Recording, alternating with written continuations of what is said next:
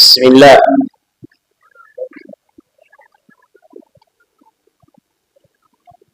الحمد لله.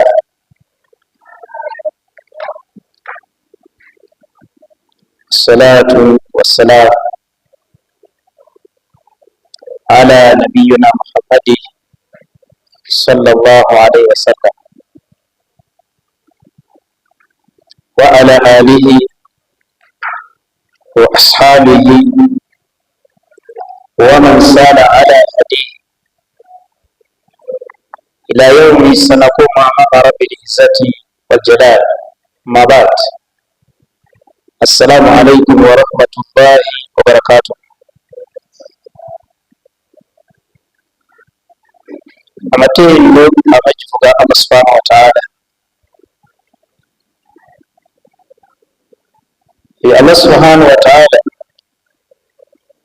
atuwadde obulamu n'atuwa n'obusobozi n'ekirowoozo ekyokujja okuyimirizaawo essala eya asiri.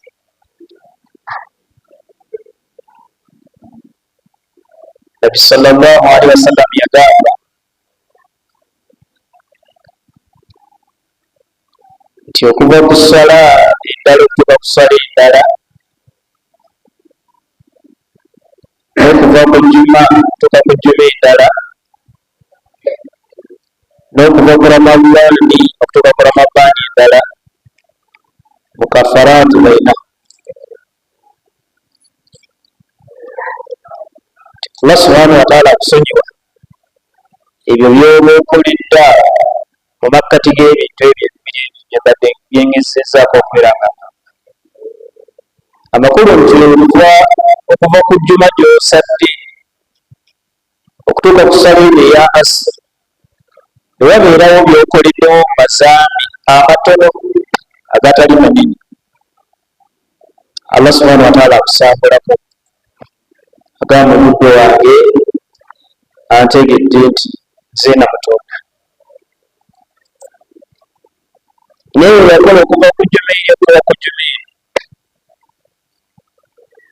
obeera weewaza amazambi amanene ng'okugatta kwa Allah subhanahu wa ta'ala, nga okutta, okunyoma abakadde ababiri, okulya riba, okulya emaali abamulekwa, okutemerera abakyala abakizo b'abaami abakkiriza nti benzi, ebyo byonna byonna mubeera obyewaze. Nabbi agamba sallallahu alaihi wasallam era mu insurance nti Allah subhanahu wa ta'ala akusonyiwa tokuvuga olwokulinda awo akusonyiwa olwokuva ku jjuma eri n'okisaala ate n'osaala n'enjuma eri. N'agamba sallallahu alaihi wasallam nti ate era okuva ku ramadaani okutuuka ku ramadaani endala era akusonyiwa. Lumu omubaka Muhammadi sallallahu alaihi wasallam yalinga ku kituutu ekiringa kimu, mimbali yalinga ayimirira nga asoma hutuba, n'alinnya ku ddaala lino erisooka, bwe yaliyinyako n'agamba nti amiin, n'alinnya ku lino eryokubiri era n'ayogera nti amiin, n'alinnya ku lino eryokusatu era n'ayogera ekigambo kye kimu ekyo nti amiin. Kyali tekibeerangawo era abasamba baali tebamuwulirangako ng'akyogera ekigambo ekyo, olw'okuba nti bo buli kyonna kye baalabanga nga kipya byabadde tatera kikozesa baamuzirizangawo. Saaba omwamudooza ng'amaze okusomesa nti ya Rasulallah, obadde olinnya ku mimbali waminnisiiza emirundi 3, obadde otegeeza ki? Nabbi yabagamba nti bwe mbadde nninnya ku mimbali ataani ya Jibuliiri, malayika Jibuliiri anzijidde n'aŋŋamba nti alwali kokkolo oba nnyindo y'okutuka kwekutukeko, oyo yenna asiŋŋaanibwawo ne bakadde be bombiri taata ne maama, n'ava ku nsi ng'abakadde abo ababiri tebamusonyiye, n'atayingira jjanaku abakadde baama. Amakulu ne bafuuka ensonga okubeera nga togenda kuyingira jjana. Anti Nabbi yagamba mu hadiisi endala aljannatu tahta akdami ummahat, nti ejjanayo eri wansi wa bigere by'abakaddemu. Amakulu bw'oba ogondera abakadde ababiri, ejjana ya Allah subhanahu wa ta'ala genda kiyingira. Bonna ab'oba byendedde n'ejjana tolina. Bw'onooba yisa obubi ejjana tolina. N'agamba sallam nti ate era bw'eninnye ku ddaala eryokubiri era malayika Jibuliiru n'agamba nti alwaleko kkolo oyo yenna omwezi gwa Ramadaani gwe gusangawo ne gugwako nga Allah tamusonyiye, ziramu.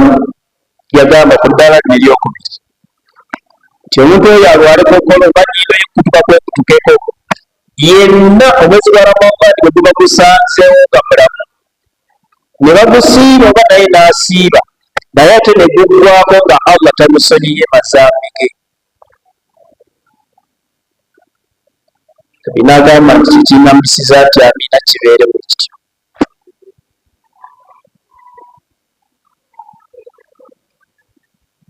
Badde wa Allah tuli mwezi gwa Ramadaani, tubeera mwezi gwa Ramadaani twagutandiseeko, naye waliwo ebyetaagisa okubeera nga tubikola mwezi gwa Ramadaani. Bingi bizze bitusomesebwa myaka gyonna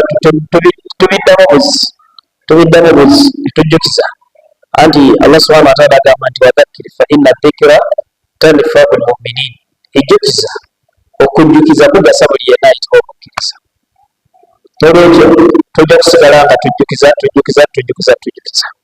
Bwe yalinya ku kino n'amuga eddaala lye eryokusatu tabalekaayo era yamiimisa nti amiina. Naye agamba nti ekingambisiza nti amiina ku ddaala lye eryokusatu, malayika Jibuliiru aŋŋambye nti alwaleko kkolo oba sinagiri n'ennyindo y'ekutuka kwekutukeko abeerewo ng'ennyindo talina, oyo yenna gwemba njogeddwako waali ne boogera ku linnya lyange n'atansaalirako. Amakulu omubaka n'ayogerwako nti Muhammadi mutagambako nti sallallahu alayhi wasallam. Buli lwabanga ayogeddwako omusaalirako kubanga gwofunamu okusinga yetto. Buli lw'omusaalirako Allah subhanahu wa ta'ala akussaako ensaasira 10. Okusaalirako omulundi gumu ate ye Allah n'akussaako ensaasira 10. Kyetugenda okwejjukanyako olwaleero mukkirize nti omwezi guno ogwa Ramadaani gulina amannya mangi. Shaharu rahma, mwezi gwa kusaasira, buli omu abeera asaasira munne. Shaharu maghfira, mwezi gwa kusonyiwa, buli yenna yagunyiiza musonyiwe. Shaharu mubaraku, mwezi gwa mikisa, buli konna kwokola akatono akenkana katya okafunamu omukisa, kalimu omukisa. Shaharu sadaqa, mwezi gwa kusaddaaka, waayo ku buli Allah subhanahu wa ta'ala kuliisa. Mukkirize olwaleero twogere ku kigambo baraka, twogereko ku kigambo ekiyitibwa barakatu, emikisa. Mbajjukiza bujukiza nti ekiyitibwa emikisa abantu abamu baginoonyeza mu bintu bingi. Waliwo abantu abayiwa obukondi buno obuti n'agamba kano akati ka mukisa. Waliwo abasobayirizi buyirizi ya mukisa. Waliwo simanyi ab'emumba mumba eno ya mukisa. Simanyi ekyogero kino kya mukisa. Ebyo byonna bigenda bikolebwa. Naye ate omubaka Muhammadi sallallahu alaihi wasallam yatubuulira ebintu ebirimu omukisa. N'ebintu byagenda akoonako n'agamba kino bw'okikola bw'oti kya mukisa, kino bw'onookikola bw'oti kirimu omukisa, kino bw'okikola bw'oti kirimu omukisa. Kati mukkirize mu kaseera kano njogereko ku bimu ku bintu ebyo omubaka Muhammadi sallallahu alaihi wasallam bye yatugamba ebirimu omukisa. Nabyo tugamba nti albarakatu wa asbaabu usuuliha, emikisa na biki by'oyinza okukola n'osobola okubeera ng'emikisa egyo ogifuna. Emikisa oba omukisa naki ky'osobola okubeera ng'okola n'obeera ng'ofuna omukisa ogwo. abantu bangi bafunye ebintu ne bafuna ebimata Katonda yanteeremu omukisa mu kintu fulani naafa. Naye tugamba nti waliwo ebintu ebyeyawulidde nga byo singa omuntu abeera abikoze nga Allah yabyogerako n'omubaka Muhammadi sallallahu alaihi wasallam n'abeera nga yabyogerako. Aslu baraka, ensibuko oba omusingi gw'omukisa, tugamba nti huwa kafuratu fi kulli khayr, huwa kafuratu fi kulli khayr.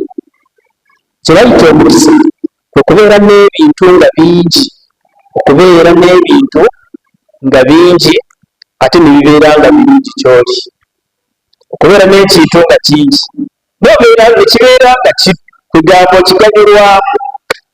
Waliwo omuntu okubeera n'ekintu nga kingi naye nga takirinaamu mukisa.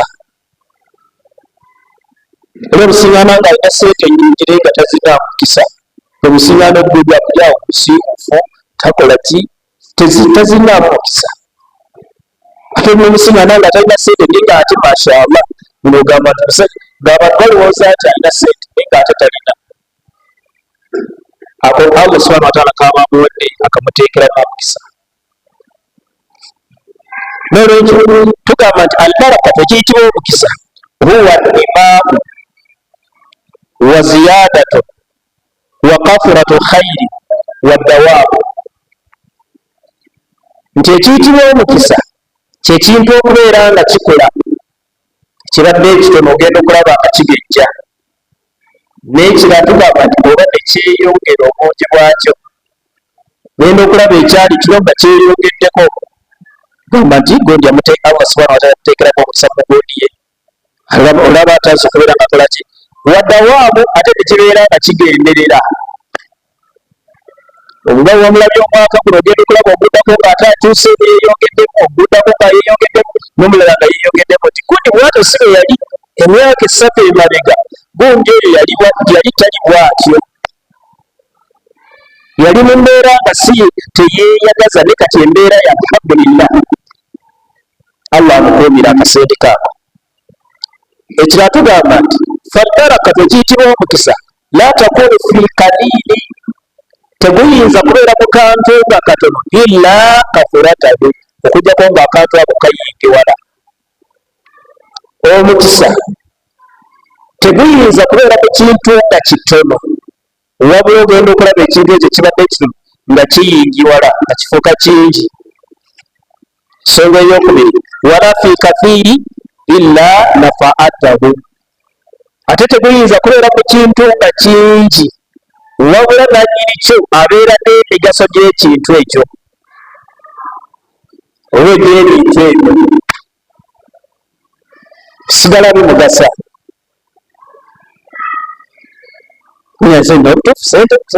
Azikozesa bulungi nnyo, Allah zimuteekeramu omukisa, alina sente naye ate alhamdulillah.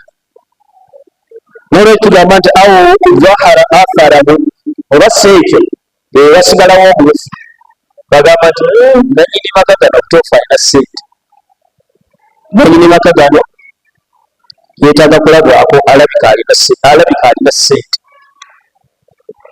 Nanyini baana bano mashallah alina sente, Allah yamuwa. Nanyini bakyala bano alhamdulillah, Allah yamuwa. Gamba nga bo bennyini balaga nti ki sente weeziri. Naye tugamba nti falbarakatu, ekiyitibwa omukisa, la yastagina aniha ahadan min alkhalq, tewali muntu n'omu asobola kubeera nga yeefuula ati oba mbeera mu mukisa oba si mukisa, saagala kumanya, simanyi mu kino kirimu omukisa, kino buli omu yeetaaga mukisa. Amakulu buli omu abeera yeetaaga okubeera n'omukisa. Hata al anbiya, okutuusira ddala ne bannabbi bennyini baasabanga emikisa ewa Allah subhanahu wa ta'ala. Wa rusulu, n'ababaka bennyini, fakad kaanu yatlubuunaha min Allahi azza wa jalla, baanoonya baasabanga emikisa nga bagisaba ewa Allah subhanahu wa ta'ala. Bannabbi, ababaka baalinga bawanika emikono mu maaso ga Allah subhanahu wa ta'ala abateekera emikisa n'ebyo bye bakola. Ya Allah nkoze kino naye nteekeramu omukisa. ya Allah kino na kino kyagala naye Allah asaba oteekeremu omukisa kwegamba yalinga mbeera yaabwe n'olwekyo tugamba nti kabeere nabbi kabeere omuntu ono owa bulijjo buli omu yeetaaga ekintu Allah subhanahu wa ta'ala kimuteekeremu omukisa. Okusooka kwa byonna ebintu ebirina omukisa kiyinza okuleeta omukisa gy'oli singa onaaba okyekutteko. Twagamba nti ekiyinza okubeera nga kireeta omukisa hifidhu suratul Baqara, okwata essuula mu Qur'ani erina essuula 114 naye tugamba nti singa Allah akusomesa n'okwata essuula y'okubiri mu Qur'ani surati Baqara emikisa ojja kuba osobola okubeera ng'ogifuna just kugikwata kasita n'ogikwata emikisa gya Allah subhanahu wa ta'ala genda kubeera ng'ogifuna. Tumuulire bahafizi bakufaasu, tumuulire bakufaasu abakwata mbeera yaabwe gye bali teyeetaagisa kugamba nti atondwa bali mu mbeera simbi. Namba 2 tugamba nti ilqaa'i salaam, okutoola salaamu, si kukutoolera salaamu wabula okutoola salaamu, kubeera n'obeera ng'otoolera muno salaamu gweyinza okukirabanga ekitaliimu naye ate kirimu omukisa. Ilqaa'i salaam, okubeera ng'otoolera banno salaamu kirimu omukisa mu maaso ga Allah subhanahu wa ta'ala. Buli lw'otoolera muno salaamu bw'olabye nga tolowooza musimanyi ono omutoolera ono simutoolera, naye n'olaba musiraamu nno n'akamwenyumwenyu ne kabeera nga kali ku matama ogamba assalaamu alaikum wa rahmatullahi wa barakatuh. Nabi sallallahu alaihi wasallam agamba nti okusobeera omaze okubeera ng'oggulawo oluggi olw'emikisa gy'oli. Qala Allahu ta'ala, Allah subhanahu wa ta'ala ku nsonga eyo yagamba fa idha dakhaltum buyuta, wazira Allah subhanahu wa ta'ala atugamba ti fa idha dakhaltum buyuta, bwe muyingiranga mu mayumba gammwe, bwe mubanga muyingira mu mayumba gammwe fasallimu ala anfusikum, musookenga kubeera nga mwetoolera salaamu. Nyumba ogiyingiramu temuli muntu alimu, ekisumuzo gwakirina eriko koofolo agamba nti bw'okolangawo bwoti ennyumba nga ogenda giyingira sookanga kutoolera salaamu, togobanga gayingira biyingize mu nnyumba. Sooka ogambe nti assalaamu alaikum wa rahmatullahi wa barakatuh, olyoka oyingire mu nnyumba, si nsonga muli mwalimu oba temuli mwalimu. N'agamba sallallahu alaihi wasallam, yagamba tahiyatu min indillah, ekirabuso ekyo tekizanyisa, kirabuso kyaviira ddala wa Allah subhanahu wa ta'ala, mubarakatun, kya mukisa, tayyibatun, ate kirungi. Ekiramuso ekyo assalaamu alaikum wa rahmatullahi wa barakatuh agamba nti tahiyatu min indillah, kirabuso ekyaviira ddala eri Allah subhanahu wa ta'ala, mubarakatun, kya mukisa, tayyibatun, kirungi. Badi wa Allah, omwezi gwa Ramadhan gubeera nga gwa mukisa, tukozese emikisa gino gyonna, buli kyonna kyowulira kirimu omukisa tubeere nga tukikozesa mu mwezi guno gwa Ramadhan, tusobole okubeera nga tuganyulwa mu mwezi guno gwa Ramadhan, tukola okubeera nga tuguvaamu nga Allah musiimi gye tuli ng'atuwadde emikisa mu byonna bitugenda okubeera nga tukola mwezi guno gwa Ramadhan. Eyo aya eri mu surati Nuuru aya 61. Nabbi n'ayongezaako n'agamba sallallahu alaihi wasallam, yali ayogera ku nsonga yagamba nti kaana rasulullahi sallallahu alaihi wasallam, yagamba nti ya bunayya, Nabbi yayita mutabani we, baali bamuyita mutabani we ayogerwako ye Huzaifa, yakulira mu nyumba akatonda ka Muhammad sallallahu alaihi wasallam. Maama wa Huzaifa yamutwalayo nga mwana muto myaka 10, n'amutwala n'agamba nti ya Rasulallah, hadha gulami, omwana wange nzaamuzaala, taata we yafa, naye mukoletedde akuweereze kyonna kyoyagala kimutume, buli kyonna kyoyagala kimutume. Nabbi n'amusabira ebintu byali 3. byasabira omwana oyo ebintu byali bisatu myaka gyegyo emito. Ekisookera ddala nabbi yasabira Huzaifa Allah amuwe emaali, agamba nsaba Allah amugaggawaza akuwa obugagga obeere musajja mugagga. Ekyokubiri n'amusabira Allah subhanahu wa ta'ala amuwa abaana bangi, ezadde egamba abeere n'abaana nga bangi, azaale abaana bangi. Ekyokusatu yamusabira jjana, Allah amuyingize jjana, saba Allah akuyingize jjana. Huzaifa agamba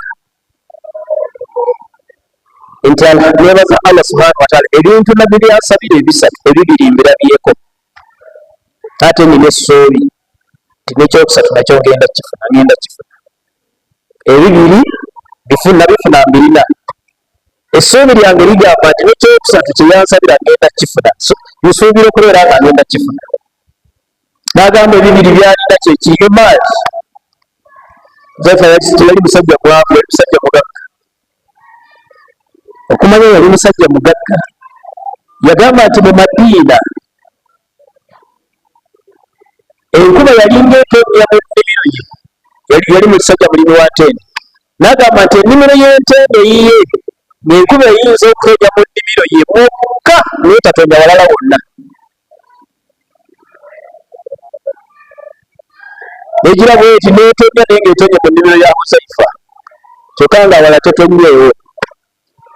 Era agamba nti nakungulanga entende ye ng'akungula mu sizo omwaka ng'akungulamu emirundi 2, so nga ate entende bakungula omwaka emirundi gutya mu mwaka, naye ye yakungulanga emirundi 2, ng'anoga olunoga olusooka ate n'addamu n'anoga olw'emyezi 6. N'agamba ekyokubiri abaana yalina, agamba nti Huzaifa agenda okufa, agamba nti yalina abaana Anas bin Malik, yali Anas bin Malik. Anas agamba nti ngenda okufa, mu bulamu bagamba nti abaana bange bonna kubaana 114 kaziikako omwana omuyekka, 13 we bali.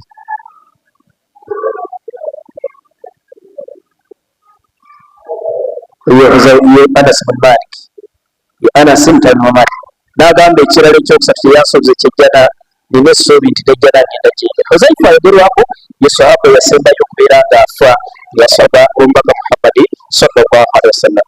N'olwekyo nabbi bwe yali amugamba yagamba nti ya bunayya idha dakhalta ala ahlika, mwana wange bw'oyingiranga eri abantu, eri mukyalawo, bw'oyingiranga amakaago eri mukyalawo, eri abantu bo, abaana bo, mukyalawo n'abantu abalala ababeera mu makaago, yagamba nti fasalli, sookanga kutoola salaamu. Toyingiranga ng'oli musungoofu, ne bw'obanga waliwo ekikuliiziiza eno gy'ova, togobanga gayingira nga totodde salaamu. Sookanga ogambe nti assalaamu alaikum wa rahmatullahi wa barakatuh. Yakunu barakatu alaika, ekyo kijja kubeera nga mukisa nnyo gy'oli gwe atodde salaamu. Mukisa gy'oli gwe atodde salaamu eri abo b'otooledde. N'agamba wa ahadu baitika, n'eri abantu b'omu nnyumba yo, ojja kuba obadde okubeera nga okola ki, obatuusaako omukisa gye bali. N'olwekyo tugamba nti ekigambo salaamu, kubeera nga otoola salaamu, singa obeera oyasinganya omuntu yenna yina, omusiraamu yenna yina, tokkirizanga ye kukusooka kukutolera salaamu. Ofangayo eri okubeera nti gwe musooke era nga omuwa salaamu. Yali nkola ya Mubaka Muhammad sallallahu alaihi wasallam, abaana abato yabatoleranga salaamu, abakadde n'abatolera salaamu, abali abangi n'abatolera salaamu. Kugamba ye embeera yali musajja wa kusaasaanya ki salaamu. Hadisi endala nabbi agamba sallallahu alaihi wasallam, yagamba nti wallahi la tadkhulu jannata hatta tu'minu, temujja kuyingira jjana ya Allah subhanahu wa ta'ala okutuusa nga maze kukkiriza. N'agamba nti wala tu'minu hatta tahabu, ate temuyinza kugamba nti muli bakkiriza okutuusa nga mwagalanye. Temujja kubeera bakkiriza okutuusa we munaayagalana nga buli omu ayagala munne, nga buli musiraamu oba munnayuganda oba waggwanga ly'omugamba buli muteesa obusimanyi ono mudyangole simanyi oli mukolomoojo bbanga lyamala nga musiraamu beera nga omwagala. Bwe munaaba mwagalanye bwe mutyo olwo nno mugenda kubeera nga mufuuka abakkiriza. N'agamba nti wala tahaabu, ate temuyinza kwagalana kubeera nga mwagalana okuli kinaleeta okwagala wakati wammwe. N'agamba nti awala adulukum ala shay'in, abaffe mbalagirireeko ku kintu kyonna idha fa'altumuhu, bwe munaaba mukikoze ekintu ekyo tahabbabtu, kijja kuleeta okwagalana wakati wammwe. Baswahaba abaaliwo bonna baagamba mugambe nti bala ya Rasulallah, kituwulire omubaka wa Allah. Bwe n'abagamba nti afsu salaamu bainakum, sansani salaamu, mumanga musisinkanye mutolaganire salaamu salaamu salaamu salaamu negatiza muno emirembe. Bwe munaafulaganire salaamu kijja kuleetawo okwagala wakati wammwe. Bwe munaaba mwagalanye kijja kubafuula abakkiriza. Bwe munaafuuka abakkiriza ejjana ya Allah subhanahu wa ta'ala mugenda kubeera nga mugiyingira. Ensonga ey'okusatu mu bintu ebireeta omukisa tugamba nti al imaanu wa taqwa. Al imaanu wa taqwa, obukkiriza okukkiriza Allah subhanahu wa ta'ala ku butuufu bw'okukkiriza, wa taqwa n'okutya Allah subhanahu wa ta'ala ku butuufu bw'okumutya. Buli lw'obeera n'obukkiriza obwannamaddala ng'okakasa nti obutuufu Allah subhanahu wa ta'ala yasabye okubeera ng'asinzibwa, n'okakasa nti Allah alina bamalayika be, n'okakasa nti Allah subhanahu wa ta'ala alina ababaka be, n'okakasa nti Allah alina ebitabo bye, n'okakasa nti eriyo olunaku lw'enkomerero, n'okakasa okugera kwa Allah subhanahu wa ta'ala kyaba akugeredde ggwe oba kyaba ageredde omuntu omulala yenna, kakibe kirungi oba kibi, ti ebyo bya Allah subhanahu wa ta'ala yabireeta. N'ekirala n'oyongerezaako okubeera ng'otya Allah subhanahu wa ta'ala. Olutya lwe bayita okutya, nga buli oba ogenda okola ekintu kyonna ekikyamu nga ogamba Allah subhanahu wa ta'ala ndaba, n'okireka wadde nga waliwo atakulaba, tewali muntu yenna akulaba. Tugamba nti obukkiriza n'okutya Allah subhanahu wa ta'ala nakyo kireeta omukisa, nakyo kya mukisa. Omuntu abirina ebyo ebintu ebibiri alina omukisa gwa Allah subhanahu wa ta'ala. Mu bintu bye byonna byakola mulimu omukisa. Lwaki omukisa? Tugamba nti okukkiriza n'okutya Allah subhanahu wa ta'ala sababu linaili baraka, nsonga etuusa kubeera ng'ofuna omukisa. Qala Allahu ta'ala, Allah subhanahu wa ta'ala agamba nti walau anna ahli lqura, singa baali abantu abantu mu byalo ebyo, walau anna ahli lqura, singa baali abantu abo abawangalira byalo eyo ewala eyo, leka bano abawangalira mu bibuga nga mmwe, naye ab'omu byalo bewalekeye mu kyalo eyo, singa baali abantu abo amanu nga bakkiriza, watakaw ng'ate era batya Allah subhanahu wa ta'ala, la fatahna alayhim abwaaba barakat, la fatahna alayhim barakat min as-sama. Allah subhanahu wa ta'ala agamba nti nandibaguliddewo emiryango egy'emikisa okuviira ddala nga buli kebalima konna kabeeramu omukisa. Alimye mu nnyanja akalimira wekati, alimye mu nnyimba bwatu, alimye mu jjanja wali, alimye mu kasoli wali, yandibadde akumuteekeramu singa baali bakkiriza, ate singa baali batya Allah subhanahu wa ta'ala. Bagamba Allah subhanahu wa ta'ala mu Qur'ani ey'ekitiibwa, n'agamba walakin kaddabu, naye ekikulu ekisinga obukulu abantu abo balimbisa Allah subhanahu wa ta'ala. Kyeri mulimu omukisa singa obeera olidde bulungi. Onaaba okusinza omukisa ogwo, onaaba okusinza enkola eyiye gy'oyagala, oyinza obutafunamu mukisa. So singa obeera ogoberedde enkola y'omubaka Muhammadi sallallahu alaihi wasallam, ojja kubeera ng'ofunamu omukisa ku mmere gy'oli. N'agamba ku nsonga eyo hadisi eva ku Wahsha bin Harb agamba annahu qaalu, bagamba abantu abo ti ya Rasulallah, owange omubaka wa Allah, inna naakulu wala nashba, Kama mazima ffe tulya naye tetukkuta. Bagenda n'omuli guno mpaka Muhammad sallallahu alaihi wasallam n'agamba ya Rasulullah tulya naye tuvaawo nga tulinga abatalidde. Bwe tulya tutya tetukkuta. Kiva ku ki? Qaala nabbi abagamba fala'allakum ta'kuluna mutafarrikin. Agamba nti mulabika mulya mweyawudde, buli omu alya lumu, buli omu afuna kapaati ke n'agenda wali, buli omu afuna kasowaani ke. Nebagamba nti bala ya Rasulullah kyekyo kyennyini tetufuna emmere buli omu amuteekera emmere ku sowaani ye n'adda wali, so nga ate enkola eyo Abasiraamu olwaleero Abasiraamu abatukulembera bo baalinda embeera yaabwe ya kusiniya. Kati olwaleero singana ng'ate kati odda ku masowaani okwogereza embeera y'abantu abatali Basiraamu.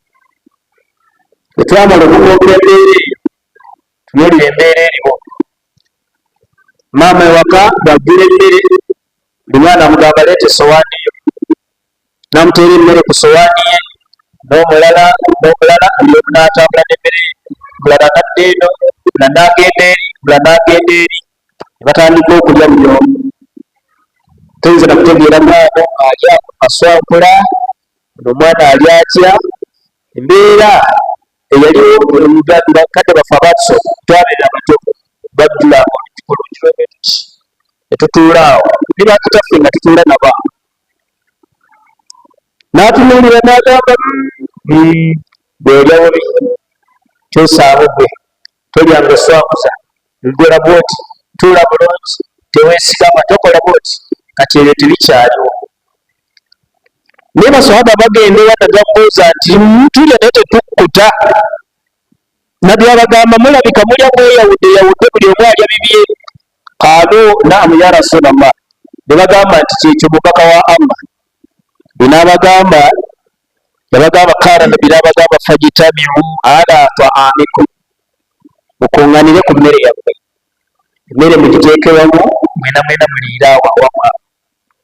Kati okutandika n'olwaleero emmere muteeke ku sowaani eyo, muteeke ku kifo kimu. Oba temulina lusinya kale mukole olulagala, muteekewo olulagala, mugiteeke mu lulagala okwo, mwena mulye nga muliira ku mmere eyo ey'awamu eyo. Nabbi abagamba nti wadhkuru isma Allah, ate bwe mugenda okulya musooke kwogera ku linnya lya Allah subhanahu wa ta'ala, gambeko nti bisimillah, leka mutandika okulya. Yubariku lakum fihi, Allah subhanahu wa ta'ala agenda kubateekeramu omukisa mu kyokulya kyammwe kyemugenda okulya. Basaba baatandikira mu mbeera efaanamu ekyo. Ne baddeewo mbaka Muhammad sallallahu alaihi wasallam ne mugamba nti ya Rasulallah, ate omukisa gwe tulina gwaki gususi. Ng'ate emmere baali bafumba y'emu eyo, kyekigera nti baali balya eberye era baasigala bakola ki? Basigala nga balya. N'olwekyo Nabbi sallallahu alaihi wasallam abeera ne mutabani we gwe bayita Ibnu Salama, mutani wa Salama. Naye yakulira mu maka ga Nabbi sallallahu alaihi wasallam, amugamba nti ya gulaami samillah, mwana wange bw'obanga olya sookanga n'osoma bisimillah. Yali alikulya naye ku lujjolo ku sowaani y'emu. Namugamba nti mwana wange ya gulaami samillah, sooka ogambe nti bisimillah. Wakul biyaminika, ate liisa omukono gwo guno ogwa ddyo.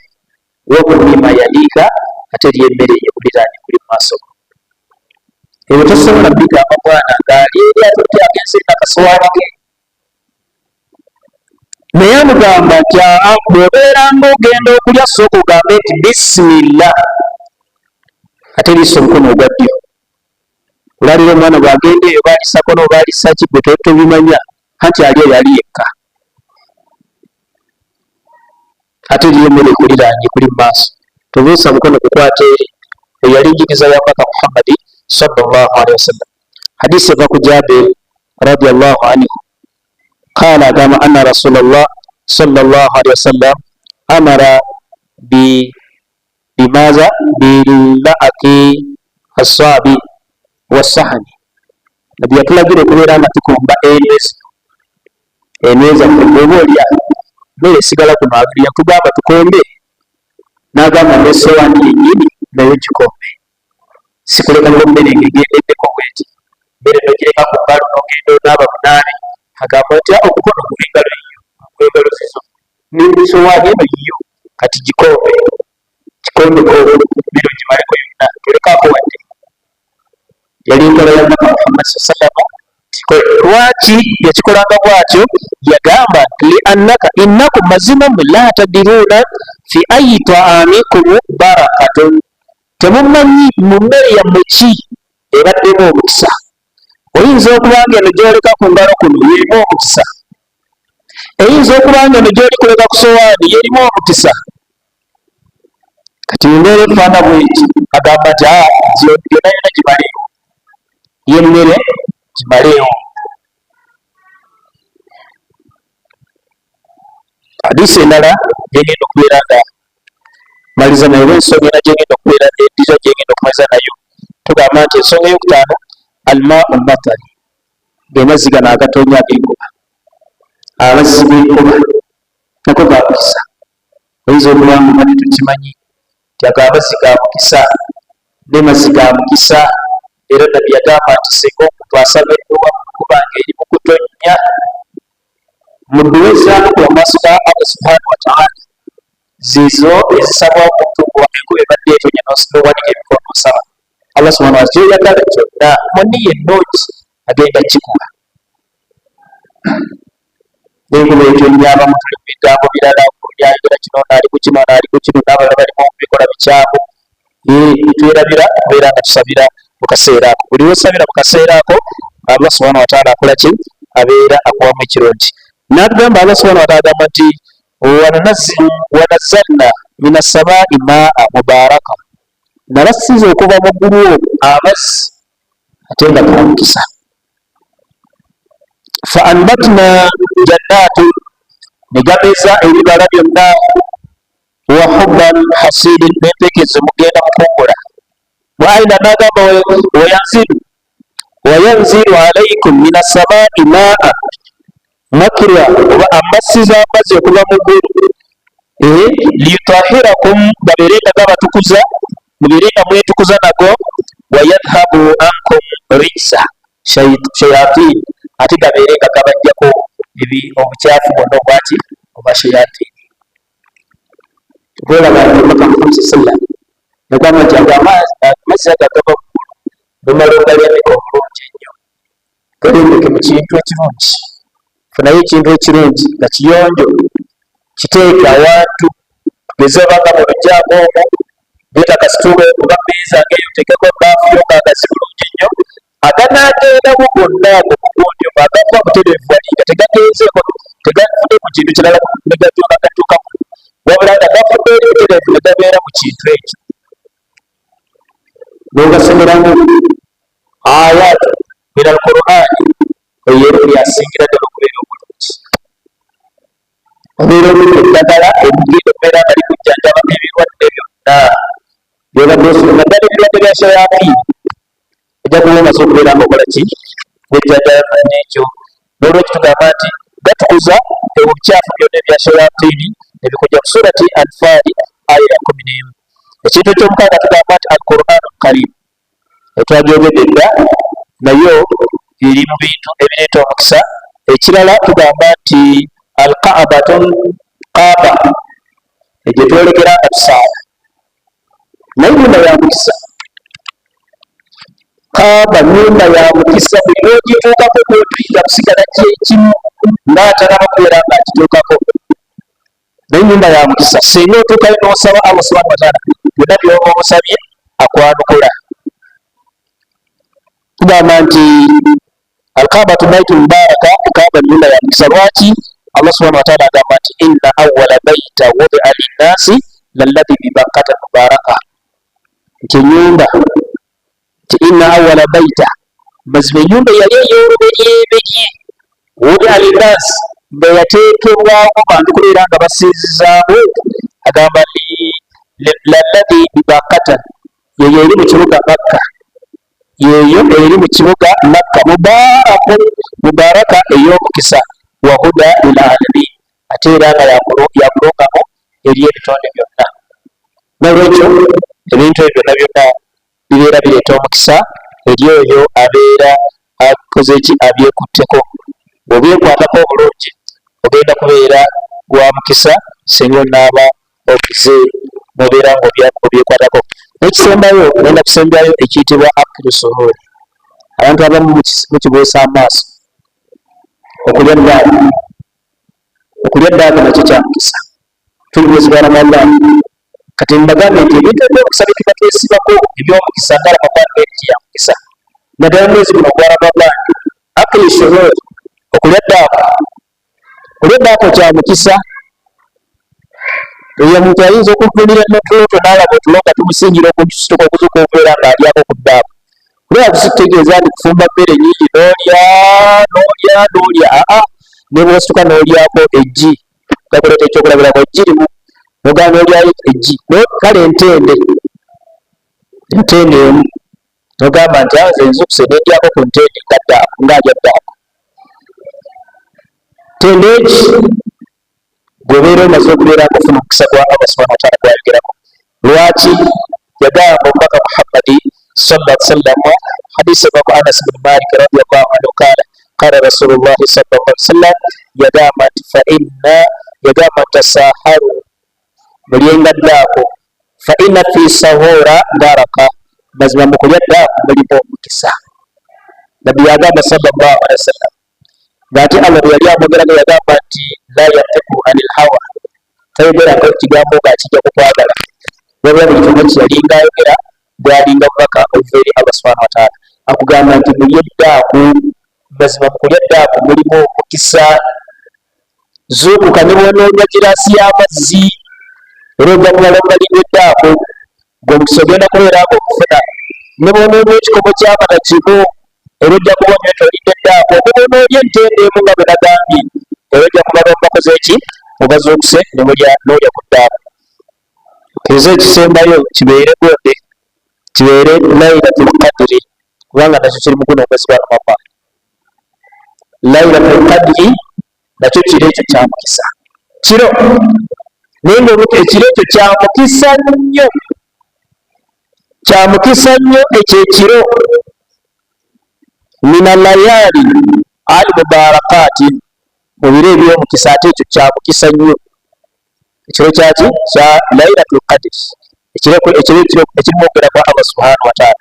Allah subhanahu wa ta'ala bw'aba akyogerako agamba nti inna anzalnahu fi Lailatul Qadr. Qur'ani eno nagissa mu kiro ekyo ekirimu okugera mubarakatun, nga kya mukisa. Inna kunna mundirin, nga twalinga tutiisa abantu, nga tubawa embeera ntubatiisa mu mbeera yonna. Omunaakola bwe muti mugenda kubeera nga musisinkana ebibuzo bya Allah subhanahu wa ta'ala. Bwe munaaba mubireseeyo ate ntubasanyusa nti mugenda kubeera nga muyingira jjana ya Allah subhanahu wa ta'ala.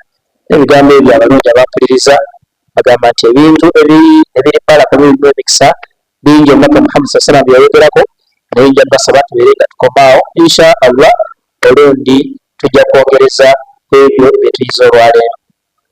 Ninsaba Allah subhanahu wa ta'ala ateekemu abo abawuliriza ne bajjamu ekyokuyiga, ateekemu abo abeenenya nakiza okwenenya kwabwe, ateekemu abo bagenda kusisinkana yawma al-kiyama nga basibiddwa emirimu gyabwe. Okuggyako ng'eriyo abuuza, ne bw'aba taliyo abuuza, eba teriyo kibuuzo, bagamba nti tukomaawo insha Allah paka olunaku olulala oluddako. Eriyo abuuza? Naam.